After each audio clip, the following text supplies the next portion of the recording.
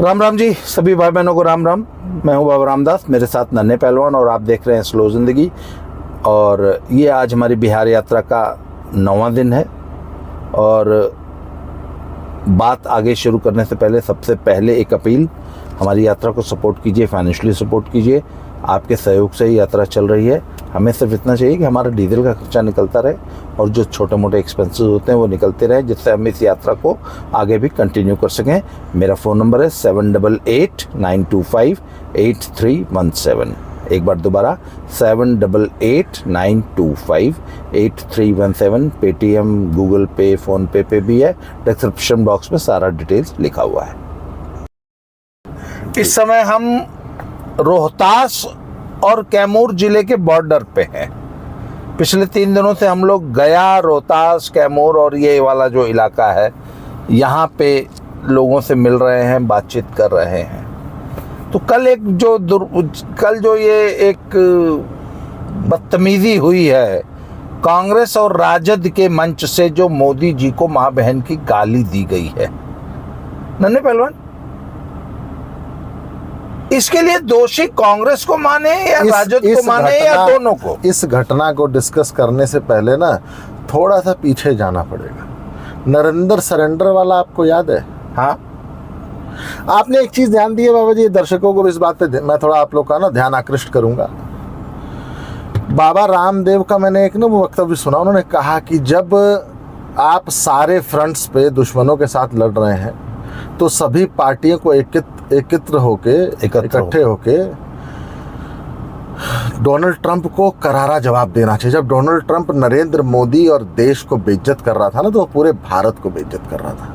लेकिन राहुल गांधी तो वही अपना पुराना रवैया नहीं, राहुल गांधी तो उस बेइज्जती को एंजॉय कर रहा था। हाँ, पुराना सुर जो कांग्रेस का एकदम वो जो एक देशद्रोहियों वाला इनका जो अपना वो है ना स्टैंड, उस पर एकदम क्लियर थे क्या है, नरेंद्र सरेंडर। अच्छा, पहले तो नरेंद्र मोदी जी या मोदी जी कहते थे, फिर राहुल ने जो परसों तू तड़ाक की ना, नरेंद्र सुधर जा, वोट चोर है तू, ये जो तू कर रहा है, मतलब आप से जी से आप और आप से तू का जो ये रास्ता इन्होंने अपनाया ना, जो सफर इन्होंने किया, और वहां से फिर माँ बहन की गाली तक आए, फिर वो तो देखिए होना ही था। नहीं, ये कांग्रेस का गेम प्लान है जिसमें तेजस्वी फंस गए, या तेजस्वी इसके लिए बराबर के जिम्मेदार हैं। वो मंच किसका था? जिस मंच से गाली दी गई वो मंच था वोट अधिकार यात्रा का। वैसे तो वो मंच दोनों का साझा मंच था, क्योंकि वहां जिसने वो रैली ऑर्गेनाइज कराई थी ना, वो एक भाईजान थे और वो टिकटार्थी हैं कांग्रेस के। हाँ, तो आजकल भाईजान के वोट के लिए तो दोनों लोग आपस में युद्ध मचाए हुए हैं ना, कौन ज्यादा बड़ा उनका हमदर्द अच्छा, है। वो जो गिरफ्तार हुआ है उसकी एक फोटो आ रही है, वो राजद का हरियर का सब झंडा पंडल, वो जो गमछा वमछा लपेट के, वो राजद का कार्यकर्ता है। उसको कांग्रेस का जो कार्यकर्ता बताया जा रहा है वो गलत है। मंच कांग्रेस का था। जिस मंच से गाली दी गई वो एक कांग्रेस नेता ने लगवाया था। जाले विधानसभा से वो टिकट मांगता है कांग्रेस की जी। आपको नहीं लगता कि इससे राजनीतिक नुकसान हो गया तेजस्वी का? कांग्रेस का तो कुछ है नहीं। कांग्रेस के पास बिहार में न पाने के लिए कुछ है, न खोने के लिए कुछ है। मैं आपको एक बात बताऊं बाबा जी, कांग्रेस के लिए कुछ पाने के लिए हो ना हो, चाहे खोने के लिए कुछ हो ना हो, कांग्रेस और राहुल गांधी ने मिलके तेजस्वी की राजनीति की मिट्टी पलीत कर दी। तेजस्वी, मैं आपको सच बताऊं, अब तेजस्वी सोच रहा होगा कहां मैं इस राहुल गांधी के चक्कर में फंस गया। तेजस्वी लाख बदतमीज है, तेज प्रताप लाख बदतमीज है, लाख लालू बदतमीज थे, पर इस स्तर पे कभी नहीं गिरते थे जिस स्तर पे राहुल गांधी गिरे हुए हैं पिछले 1 हफ्ते से। जिस नरेंद्र सरेंडर के बाद से राहुल गांधी के शब्दों की जो शब्द चयन कर रहे हैं ना, वो लगातार मर्यादा का उल्लंघन कर रहे हैं। आपको लगता है कि इंडिया अलायंस इस राहुल की इन बदतमीजियों की वजह से थोड़ा सा बैकफुट पे आया है? कल से पूरा इंडिया अलायंस नहीं, पूरा विपक्ष, जो लोग इंडिया अलायंस में नहीं है वो भी चाहे देखिए खुल के राहुल गांधी को क्रिटिसाइज ना कर पा रहे हों, कांग्रेस के या इंडिया अलायंस के अन्य घटक दल, कांग्रेस के नेता, लेकिन कहीं ना कहीं कल सारे वरिष्ठ कांग्रेस नेता जिनके अंदर थोड़ा सा भी दिमाग है, जिनके अंदर थोड़ी बहुत भी राजनीतिक सूझबूझ है, कल वो ये बात जरूर सोच रहे होंगे कि राहुल गांधी की वजह से उनका नाम खराब हो रहा है। क्यों? क्योंकि वो उस पार्टी से एफिलिएटेड है जिस पार्टी का मुखिया है राहुल गांधी। एक बहुत बड़ी गलती जो राहुल गांधी ने की है, तेजस्वी की लड़ाई थी नीतीश बाबू से, राहुल गांधी ने इसको मोदी वर्सेस राहुल बना दिया। भैया तेजस्वी जी, आप नीतीश बाबू से तो लड़ लेते, नीतीश से आप फिर भी लड़ सकते हैं, मोदी से नहीं लड़ पाएंगे। और मोदी की तो, भाजपा की तो हमेशा ये कोशिश रहती है कि लड़ाई किसी तरह मोदी बनाम। महाराज जी, मोदी से पाकिस्तान नहीं लड़ पाया, मोदी से यूक्रेन नहीं लड़ पाया, मोदी से ब्रिक्स नहीं लड़ पाया, मोदी से यूएन नहीं लड़ पा रहा, मोदी से ट्रंप नहीं लड़ पा रहा, मोदी से विश्व की सारी ताकतें नहीं लड़ पा रही, मोदी से जो बाइडेन नहीं लड़ पाया, मोदी से पूरे का पूरा डीप स्टेट नहीं लड़ पाया, मोदी की बाल भी नहीं उखाड़ पाया। हाँ, डीप स्टेट। राहुल गांधी लड़ लेंगे। तो ये तो हो गई कल के गाली गलौज की बात। अब जरा एक मुद्दा और जरूरी, नन्हे पहलवान, कल से हम देख रहे हैं कि पीके पे काफी चर्चा हुई, हमारी कई लोगों से बातचीत हुई। मैं आप लोग को एक बात बताना चाहूँगा। कल से मैं सिर्फ और सिर्फ, मैं और आवाज सब ये बात कर भी रहे थे, हम कैमूर के एक गांव में बैठे हुए हैं, बगल में हमारे एक रेलवे स्टेशन भी है, रेलवे लाइन के पास खड़े हैं हम, ट्रेन आ रही है कोई, तो हमने कहा वीडियो बना लेते हैं। मैं आपको एक बात बताऊं, मैं आज सवेरे से प्रेस की एक धृष्टता देख रहा हूं कि प्रेस कैसे एक बात को ना, सब लोगों के माइंड में होता है ना, जैसे किसी को हिप्नोटाइज करना हो तो जानबूझ के एक ही बात ना उसके मन में डालते रहो कि अगर वो उस बात पे ध्यान ना भी दे रहा हो तो कहीं ना कहीं उसके मस्तिष्क में वो बात जाती रहनी चाहिए। तो कल से प्रेस एक काम कर रही है कि नहीं, मुस्लिम और यादव तो तेजस्वी के साथ इंटैक्ट है, और प्रशांत किशोर अगर किसी का नुकसान करेंगे तो वो एनडीए का करेंगे, क्योंकि प्रशांत किशोर ब्राह्मण है और ब्राह्मणों का पूरा वोट तो एक ब्राह्मण ही ले पाएगा। नीतीश वैसे भी ओबीसी हैं, मोदी वैसे भी ओबीसी हैं, तो इन लोगों को तो ब्राह्मण समाज अब वोट, मतलब जन स्वराज को ब्राह्मणों के साथ जोड़ दिया गया, जोड़ने की कोशिश हो रही है। और पर ग्राउंड में आपको क्या दिखाई दिया? मुझे तो नहीं लगता कि एक भी ब्राह्मण, देखिए 2-4-5%, अब 100 में से 5 लोग हो सकता है चले जाएं, लेकिन मुझे लग रहा है कि 90 से 95% वोटर जो बीजेपी का वो इंटैक्ट रहेगा। हाँ, 1-2-4% भाई हो सकता है टोटल वोट में थोड़ा बहुत फर्क आ जाए, आधे % का, देखिए, लेकिन उससे ज्यादा नहीं। मेरा आकलन क्या है, अगर पीके को 10 वोट मिलेगा तो वो उसमें से 6 भाजपा का होगा, 4 तेजस्वी का होगा। लेकिन महाराज जी, इस बार 2020 की विधानसभा से समीकरण बदल चुके हैं लोग। अच्छा, हम लोग रोहतास में थे ना, तो हमें रोहतास में एक बात समझ आई कि रोहतास जिला हरवाया ही चिराग पासवान ने है। जैसे उत्तर प्रदेश विधानसभा में 25 सीटें हरवा दी ओम प्रकाश राजभर सुभाषपा, वैसे ही लोजपा ने पिछली बार वो जो चुनाव फंस गया ना 125-110 सीटों पे, 245 में से 123 सीट चाहिए, 125 सीट आई थी एनडीए की, उसका कारण था सिर्फ और सिर्फ लोजपा। नहीं, वो जो नीतीश चचा 40-45 सीट पे सिमट के रह गए थे, कम से कम 25 सीट वो लोजपा ने हरवाई थी। जो 150 सीट का हमने एक आकलन किया है ना कि बीजेपी 150 प्लस रहेगी, 150 के नीचे नहीं आती, उसका सबसे बड़ा उसमें जो फैक्टर काम करेगा वो है पासवान वोट और चिराग पासवान।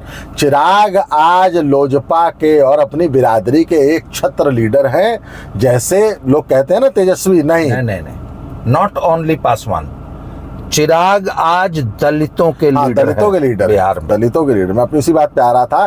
कल मैंने कमेंट पढ़ा कि लोगों ने कहा कि नहीं, मीरा कुमारी, तो अगर आप आज सासाराम सीट को ना सुरक्षित सीट हटा दीजिए तो मीरा कुमारी और जगजीवन बाबू की राजनीति खत्म हो चुकी है। उनकी राजनीति तो वैसे भी खत्म हो चुकी है, लेकिन जो पुराने लोग हैं वो आज भी जगजीवन राम की कदर करते हैं, रिस्पेक्ट करते हैं, और मीरा कुमारी भी वहाँ से कई बार सांसद रही हैं।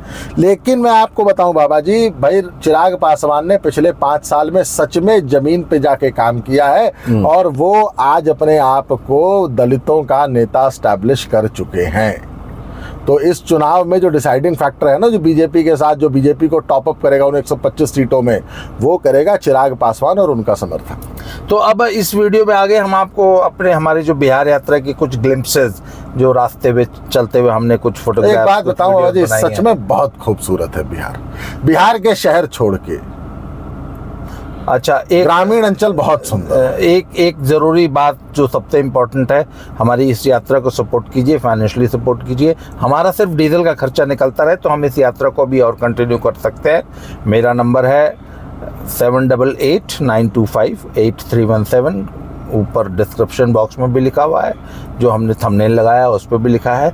हमें पेटीएम, गूगल पे सहयोग कीजिए और आगे हम आपको बिहार के कुछ ग्लिम्पसेस दिखाते हैं और एक दो लोगों से जो बात हुई है वो भी दिखाते हैं। आज की वीडियो को अब आगे देखते हैं।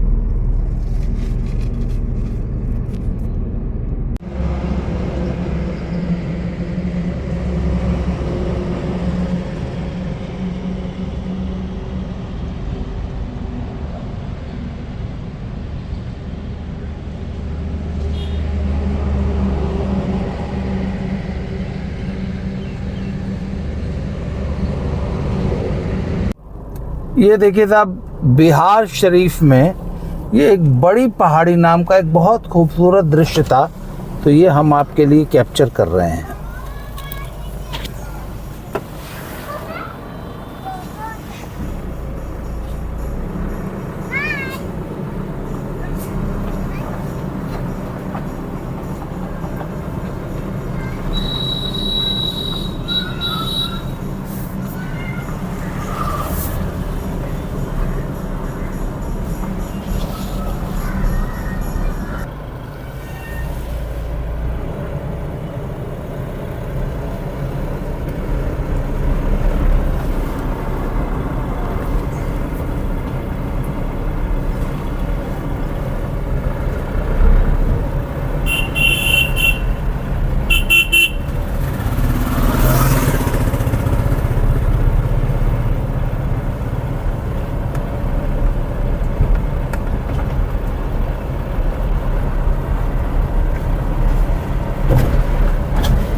एक तरीका मैं चलाता हूँ, तुम पीछे बैठ के बनाओ।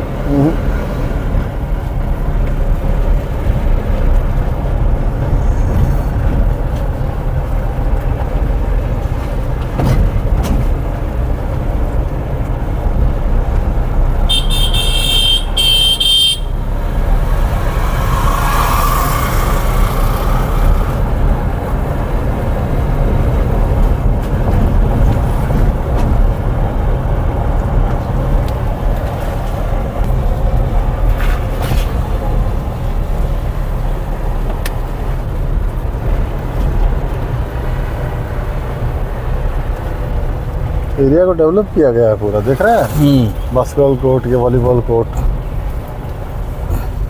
किसी ने पूरा डेवलप किया है। तो जिम है अंदर, स्मार्ट सिटी है पूरा। दरोगा जी से पूछे, दरोगा जी ये क्या है? ये एनसीसी का बच्चा है, ये बताएगा। बेटा ये क्या है? ये फिटनेस पार्क। और इस पहाड़ी का नाम क्या है? हिरण्य पर्वत। हिरण्य पर्वत। और इस शहर का नाम है Bihar Sharif.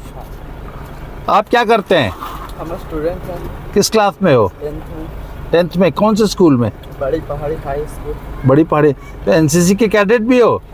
Very good, keep it up, शाबाश। हिरण्य पर्वत नाम है। हिरण्य पर्वत वाकई बेहद खूबसूरत। वैसे बड़ी पहाड़ी कहते हैं। लगी दीजिए।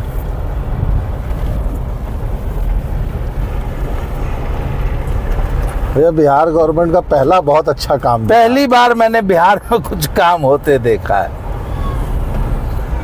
अंदर पूरा पार्क मेंटेन है भाई।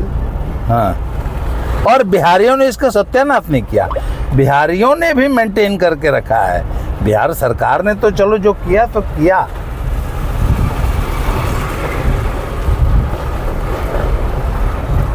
ये एंट्रेंस है, यहाँ से आरोग्य उद्यान नाम है। चलिए मोड़ लीजिए अब।